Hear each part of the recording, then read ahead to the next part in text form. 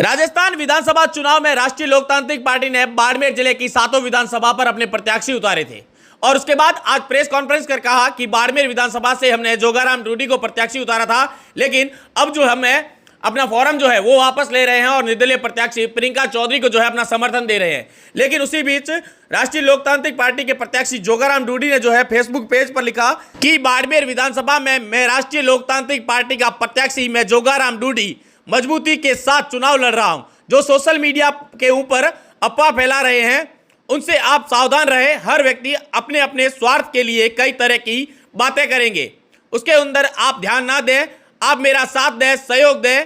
और उन्होंने मीडिया से अपील की जब तक प्रत्याशी जो है खुद बाइट नहीं दे तब तक जो है आप इस प्रकार की जो वीडियो है वो न चढ़ाएं। इस प्रकार की तमाम बातें जो है वो उन्होंने लिखी है और उसके साथ उन्होंने एक पोस्ट भी लिखी है कि आज शाम को वो 36 कौम से जो है लाइव में आकर बात करेंगे। लेकिन जब हमने उन्हें फोन करने का प्रयास किया, हमने उनसे बात करने की कोशिश की, तब उनका फोन जो है वो बंद आया, उनसे कोई भी किसी भी प्रकार की बात नहीं हो पाई। पार्टी के शीर्ष नेतृत्व अनुसार हनुमान जी के आदेश अनुसार ये प्रेस कॉन्फ्रेंस बुलाई थी। हमने पार्टी शीर्ष नेतृत्व स्थानीय पार्टी के पदाधिकारियों द्वारा ये निर्णय लिया गया कि निर्दलीय प्रत्याशी डॉक्टर प्रियंका जी के पक्ष में हम हमारा नामांकन वापस ले रहे हैं। और हम तो ये चाह रहे थे कि हमारा symbol Priyanka ji RLP party के सिंबल पर चुनाव लड़े, क्योंकि बीजेपी ने उनका टिकट काट दिया था और ये यहाँ जनता की सबकी भावना के अनुसार डॉक्टर साहब प्रियंका जी को टिकट मिलना चाहिए था। और लेकिन कुछ कारणों की वजह से फार्म जमा कराने में हमारी देरी हो गई थी और उनको सिंबल नहीं दे पाए थे।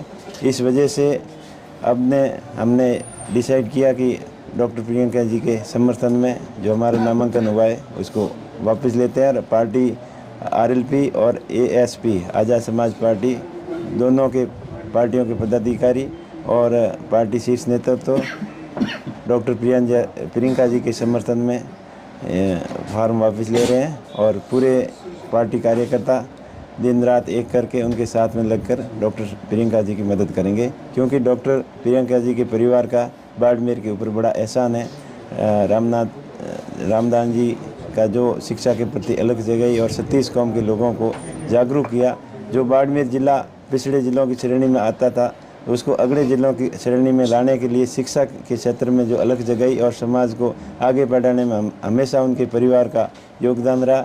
चाहे रामदान जी हो चाहे गंगाराम जी हो, हमेशा अपने समाज को अपने ज़िले को 36 कौम के लोगों को सही दिशा में ले जाने के लिए हर एक रूप से जागृत करने का जो उनका सहयोग रहा, योगदान रहा, उनको देखते हुए और बहन प्रियंका जी के जो आंखों में आंसू देखकर हमारा हृदय पिघल गया और पूरी पार्टी के शीर्ष नेतृत्व हनुमान जी के सहित ये निर्णय लिया कि डॉक्टर साहब का समर्थन करना चाहिए, क्योंकि बाड़मेर के मौजूद लोग सभी 36 कौम के लोगों का यही मन था और लोगों के मन के अनुसार हमने काम किया। बाड़मेर 7 विधानसभा सीटों में कितों पर आरएलपी ने और आपकी दूसरी गठबंधन पार्टी उसने उम्मीदवार उतारे? हमने 7 की 7 सीटों पे उम्मीदवार उतारे थे। 6 के ऊपर आरएलपी के और 1 एएसपी के खाते में गई जो गुड़ा मलानी।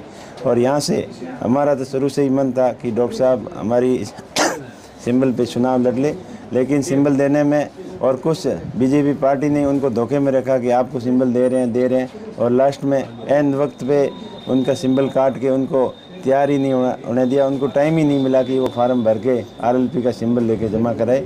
इसलिए हमने एक प्रत्याशी जोगाराम को बनाया था, लेकिन वो खाली प्रत्याशी ही बनाया, लेकिन पार्टी का मन था पहले से ही डॉक्टर साहब को समर्थन देने का।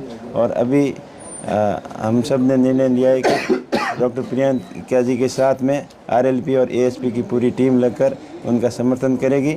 बाकी वो हमने बिना शर्त ये समर्थन दिया है, ये कोई शर्त नहीं रखी। उनको कोई हमने ये मजबूर नहीं किया कि आप हमारा दूसरी जगह समर्थन करो। आपके मन में अच्छा लगे, आपका दिल कहे तो दूसरी जगह हमारे कैंडिडेटों का आपको सपोर्ट करना है, वो आपको देखना है। हमारी तरफ से कोई प्रेशर नहीं है, हमारी तरफ से कोई दबाव नहीं है।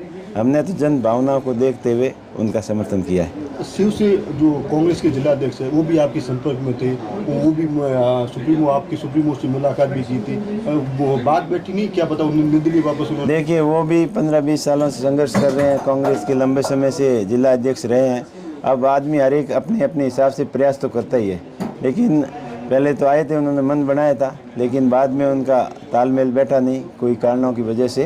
तो अब राजनीति में तो होता ही है, आखिर दम तक हर आदमी अपने अच्छे के लिए प्रयास करता है और जो अच्छे से बेटर होता है उसको अपनाता है। तो उन्होंने प्रयास ज़रूर किया था, लेकिन उनका कार्यकर्ताओं से बातचीत करने के बाद में लास्ट में उनका मन कच्चा पड़ गया।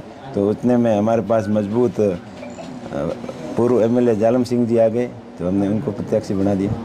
तो हनुमान बेनीवाल जी या सातों विधानसभा में कोई बड़ी रैली करने वाले हैं या क्या प्लान है उनका भी? बिल्कुल, पूरे ज़िले के अंदर रैलियाँ होगी। चंद्रशेखर आज़ाद साहब और हनुमान जी दोनों मिल के रैलियाँ करेंगे और अलग अलग भी रैलियाँ होगी, और सातों विधानसभा क्षेत्र के अंदर पूरे प्लानिंग के साथ में रैलियाँ होगी।